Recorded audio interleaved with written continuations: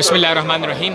اس وقت JDC welfare foundation کی جانب سے تمام کردہ سبیل امام حسین علیہ السلام پر فخر دیوبند سربراہ شمس المدارس جناب جعفر تھانوی صاحب موجود ہیں، جو اس وقت سبیل کا نہ صرف وزٹ کر رہے ہیں بلکہ وہ اپنے ہاتھوں سے تمام عزاداران سبیل پلائیں گے۔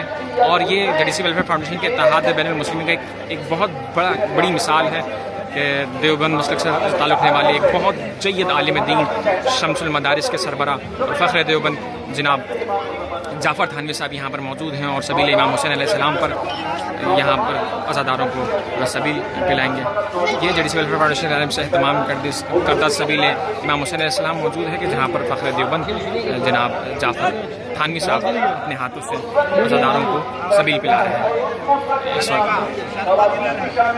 یہ اتحاد بین المسلمین کی ایک عظیم مثال ہے کہ دیوبند مسلک سے تعلق رکھنے والے ایک جید عالم دین اس وقت دیکھیے یہ کتنی اچھی بات ہے، اتحاد بین المسلمین کی بہت بڑی مثال ہے کہ فخر دیوبند اور مولانا جناب جعفر تھانوی صاحب خود اپنے ہاتھوں سے لوگوں کو سبیل پلا رہے ہیں، اور یہ تو حکیم الامت جناب اشرف علی تھانوی صاحب کے خانوادے سے ہیں۔ جناب احتشام الحق تھانوی صاحب جو خطیب پاکستان ان کے خانوادے سے، جب ان لوگوں کی طرف سے میسج جائے گا کہ تمام مسلمان برابر ہیں اور کوئی کسی کے سب کے دلوں میں جگہ بنے گی۔ میں بات کرواتا ہوں آپ کے، آئیے۔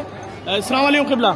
قبلہ، آج آپ نے 3 محرم کو دورہ کیا یہاں انچولی امام بارگاہ کا بھی اور JDC کی سبیل میں بھی آئے، اس سے جو پیغام پوری دنیا میں جا رہا ہے، میں سمجھتا ہوں یہ کیا پہلے نہیں ہونا چاہیے تھا؟ اور تھوڑا ہونا تو بہت پہلے چاہیے تھا، لیکن بہرحال اللہ کی طرف سے ہر چیز کا ایک وقت مقرر ہوتا ہے، تو انشاءاللہ اس سے بہت اچھا پیغام بھی جائے گا، میسیج جائے گا دنیا میں۔